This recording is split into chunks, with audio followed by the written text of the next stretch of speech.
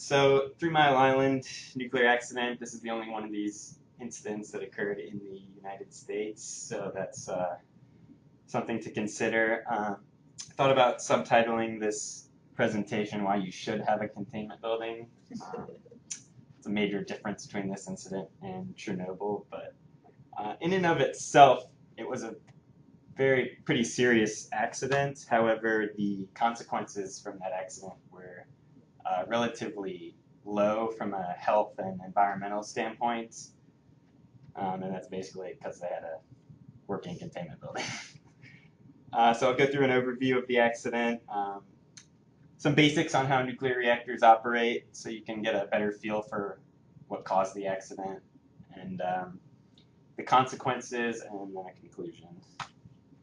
So first I wanted to start off with this picture here. I don't know if any of you have seen this film. It's called The China Syndrome. I have not seen it, but blame everything in China. It's Jane Fonda.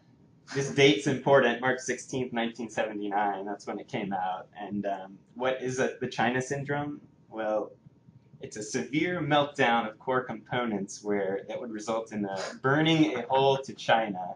So that's where the title comes from, and the idea, but just to point out some obvious flaws with that term is that suppose somehow that something could make it to the center of the Earth, it would have to fight gravity to get back up to the other side. And then the fact that China's not directly on the other side of the United States anyway. But we'll bypass that. So 12 days later, on March 28, 1979, near Middletown, Pennsylvania, this was the pinnacle nuclear accident in the United States commercial power history. There was a partial core meltdown of the reactor number 2 of the 3 Mile Island complex, and it was operating at 906 megawatts of power at the time.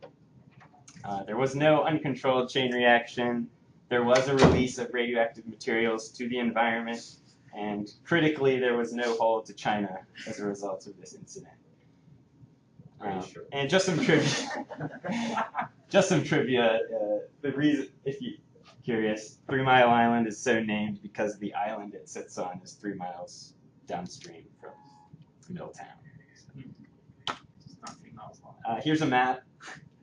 No, it is not 3 miles long either.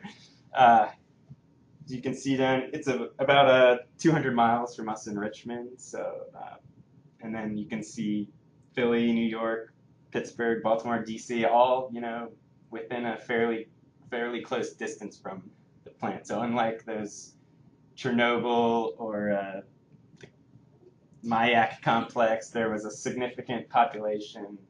Well, the area directly around the reactor was the population was pretty small. There's large populations, within approximately 100 miles from the plant. So something to consider. So an overview. The overview impact on human health, mostly insignificant. Impact on the environment, pretty much insignificant. But impact on regulatory requirements was quite significant. So, I'm going to talk a little bit about nuclear reactors so you get a better idea on how the accident progressed and what ultimately happened. So this picture is of a pressurized water reactor, which is what kind of reactor we use in the United States. The water is all pressurized to keep it from boiling. There's fuel rods and control rods in the core. The fuel rods are made of enriched uranium that causes a chain reaction, and the control rods are used to control that reaction. They can be inserted to basically stop the reactor, and they do that by absorbing the neutrons that cause the chain reaction. So regarding how the core is cooled and things, there's a primary loop or loops and a secondary loop. The primary loop has coolant that's pumped through the core where it heats up, then goes to steam generators, and that coolant is radioactive. The secondary loop, which is the cooling water that runs through the steam generator, which heats up itself to drive the turbine, which creates electricity. That is not radioactive. And here's a basic diagram of how the plant works. Primary loop, mostly inside the containment building, but there are some connections outside of it. And then the secondary loop is in the turbine building. And I'm sure most of you know this already, but the cooling tower does not release radiation at all. It's just steam, just to cool things down.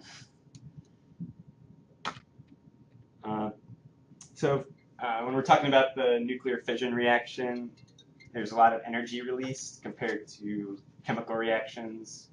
We have 187 megavolts released instantly in the form of the kinetic energy of fission products and gamma rays. However, there's also delayed energy released from beta minus decay of the fission products, some of which is taken very far away from the antineutrinos, while 13 MeVs is the electron depositing that energy in that vicinity. So what you can say is that immediately after you shut down the reactor, you still have 6% of the total energy remaining, decaying from radioactive fission products decay, and that decay heat must be removed to prevent the fuel melting. So that's critical. Okay, so the accident itself, of course, it started at 4 a.m. when the night shift's just finishing up, getting ready for day shift to come in, so could be tired or whatnot. And so all this first part of the accident happened in the first 10 minutes. Basically, they had a problem with the secondary system pumps that feed water to the steam generator.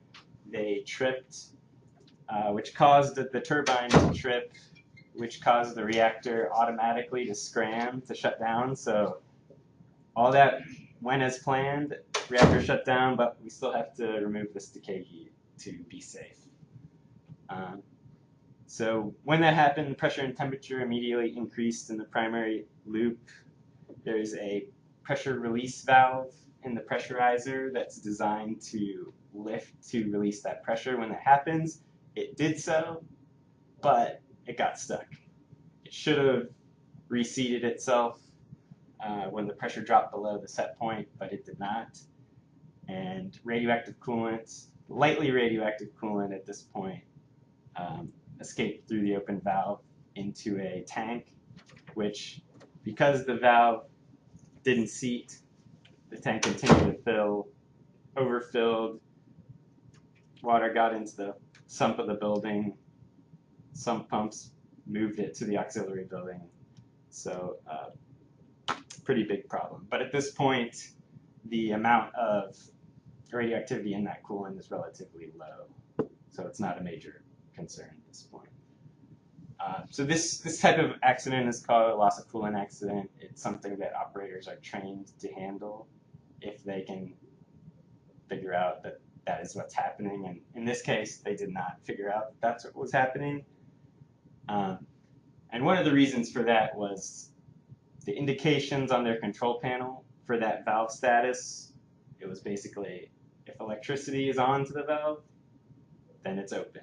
If electricity is off to the valve, then it's closed. And in this case, the electricity was off, but it didn't close. So that's a major problem right there. So as the temperature increased in the primary coolant, steam bubbles started to form, which is bad for a pressurized water reactor. That's what you're designed for in a boiling water reactor, but not in this case. This led to the water level being indicated by the pressurizer level. It made it seem high when it wasn't really. You still had water coming out of this valve.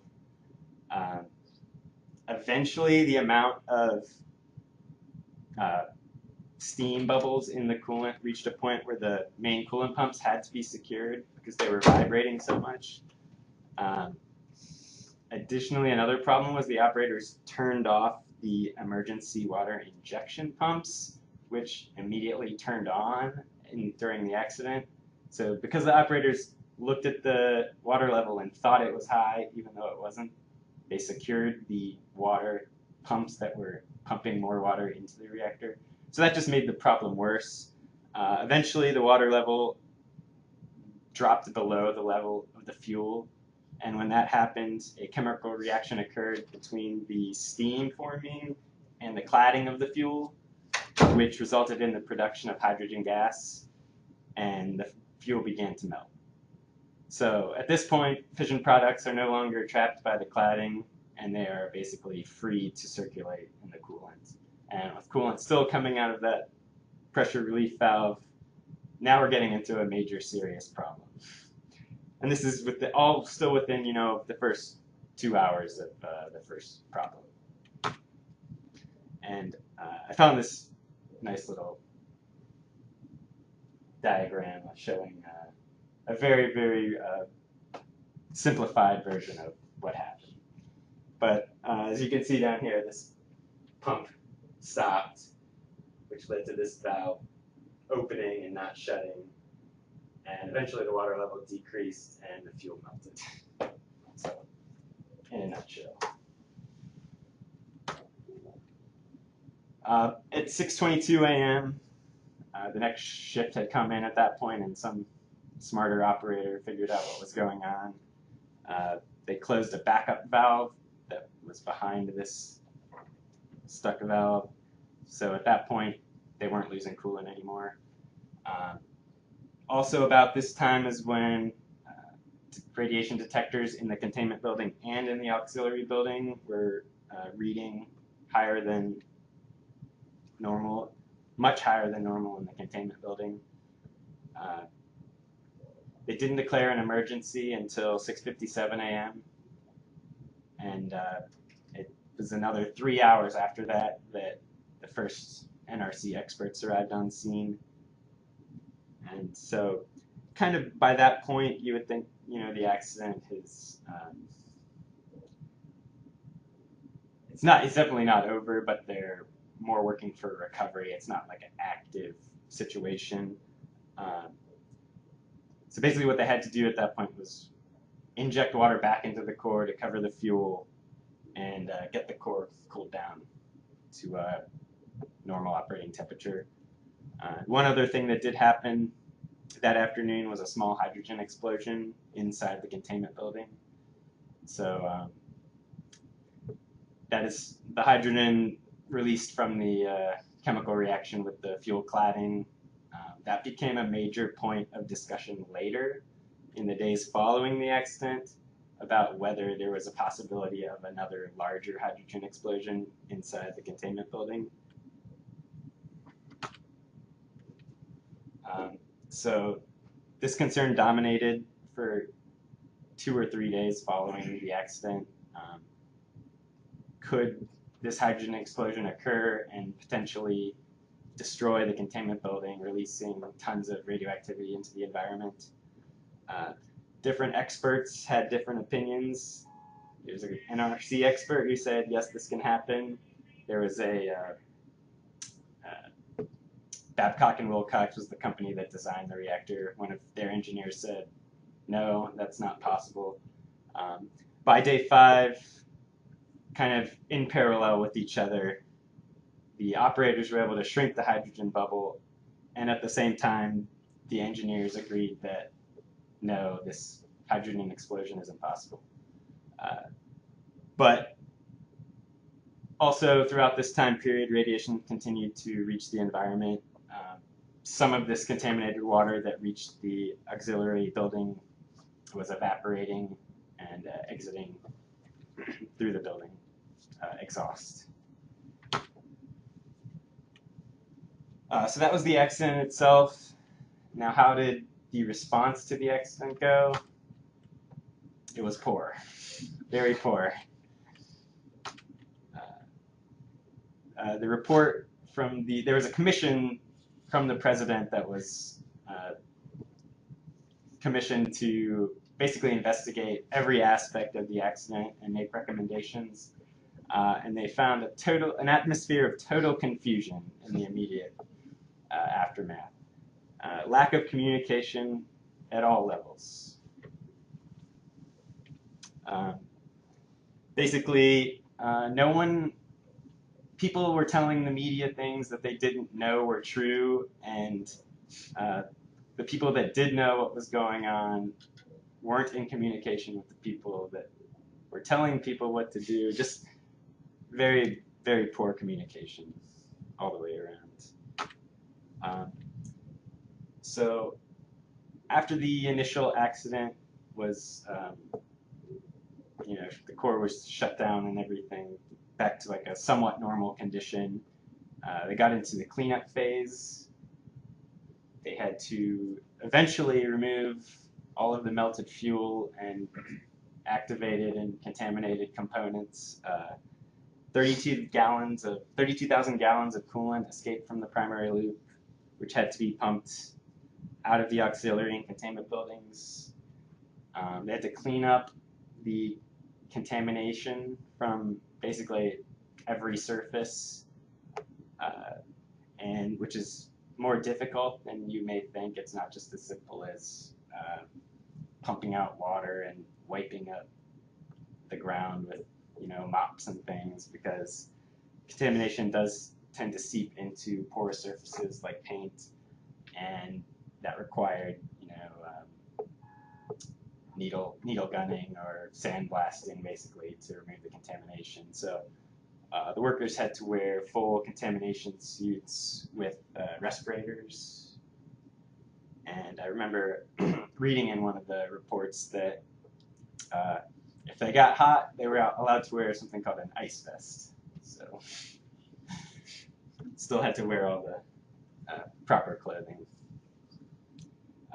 So the isotopes of concern during the cleanup were basically cesium-137, which is a fission product with a longer half-life, 30 years, and cobalt-60, which is not a fission product but tends to be generated in nuclear reactors due to activation of the cobalt in the steel, making up the piping and the reactor vessel, and that has a 5-year half-life. It took until 1993 to fully clean up the site at a cost of approximately $1 billion. So some of the causes, some people like to say that there was an equipment problem that caused the accident. Well, there was an equipment problem that did lead to the accident, but there was a lot of human factors that really made the situation worse and ultimately resulted in the severity of the accident. Findings were that the operators were poorly trained. They were trained on how to operate the reactor and maybe 1 or 2 emergency situations, but the amount of time focusing on emergency operation was pretty minimal. They had specific operating procedures to follow in the case of an accident like this, but they weren't clear. The control panel that they used in the operating room was designed for normal conditions and not an emergency, so one of the operators said he would have liked to have thrown the control panel out the window or something like that. There was just so many alarms going off at once. There was no way to figure out which alarms were important and which ones weren't. So just the design didn't take into account human factors. And then also there was failure to incorporate lessons learned from previous accidents. For instance, a very similar situation and incident occurred at a different reactor of the same model. That plant was operating, I think, at only 5% of its full operating potential, and the NRC inspector at the time said that if this reactor had been operating at full power, it could easily have resulted in melting of fuel. So that was, I think, 6 or 8 months prior to this, and as you can see, the lessons were not heeded or learned from. So some of the consequences from this accident are the human impact. The highest individual radiation exposure was determined to be 4.2 rem.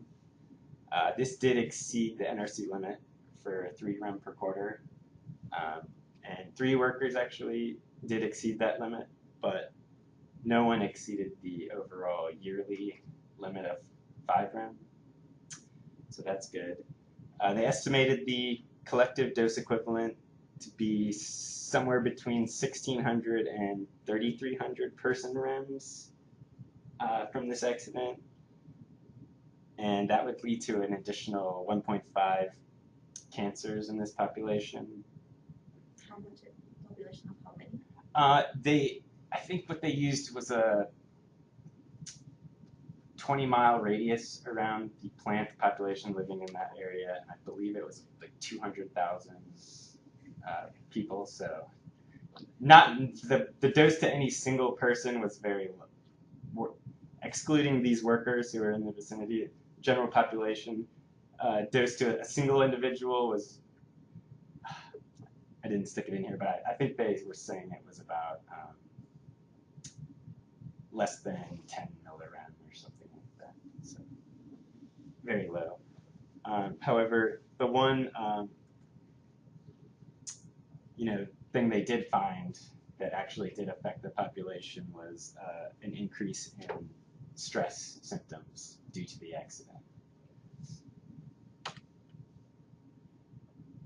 So that was basically for the accident itself, and then the cleanup from the accident, which took another 14 years. Now, the collective dose equivalent for the workers from that cleanup was estimated to be somewhere between 13,000 and 46,000 person rem, which could lead to an increase in fatal cancers of 2 to 6. So while the dose to any individual person, no one would is expected to exceed their quarterly, yearly limits when you consider the whole population over that time frame. There is a fairly significant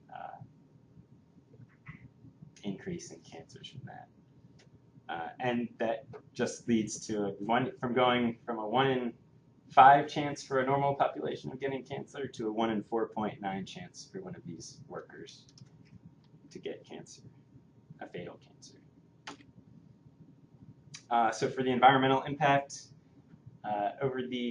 so within 6 hours of the accident, they had helicopters flying overhead taking radiation samples above the plant. They had workers going out into the communities surrounding the plant and taking radiation surveys. They took air samples, water samples. They took samples from cow and goat milk, the soil. I think I read somewhere they took they caught some deer and took samples from their tongues. I don't know why, but that was another wildlife sample they had. Overall, they did find low levels of radioactivity, but nothing that would result in any kind of adverse health effect. 68 of 264 milk samples did test positive for iodine-131, which a lot of you guys have already talked about, the iodine-31 being a thyroid concern. The max concentration found in any of those samples was 41 picocuries per liter. That was in a goat milk sample. I believe the EPA limit for beta gamma contamination for a water sample, which I think would also apply for the milk sample, is 4 millirem per year. So you have to convert that depending on the isotope to get a specific concentration. I was trying to find, I wasn't able to locate that table, unfortunately, to see if that exceeded the limit or not. But I don't believe it did. So from a regulatory standpoint, a lot of things changed as a result of this accident. There was a complete overhaul of the NRC's organizational structure. They went from having like 5 commissioners who everyone thought the other person was kind of in charge of something to one commissioner who had overall control. They greatly increased the requirements for reactor design and safety systems. Now they require 2 NRC on-site inspectors at the reactors at all times. And I would have thought this would have been a requirement already, but apparently you didn't have to immediately notify the NRC in the event of an accident. And they found basically that the emergency response overall was poor, so they initiated some regulations requiring drills for this kind of scenario, and that to be tested multiple times a year. So in conclusion, what I found from this accident was that the containment building pretty much did what it was supposed to. There was a severe fuel melt accident that occurred. Over 50% of the fuel melted from this accident.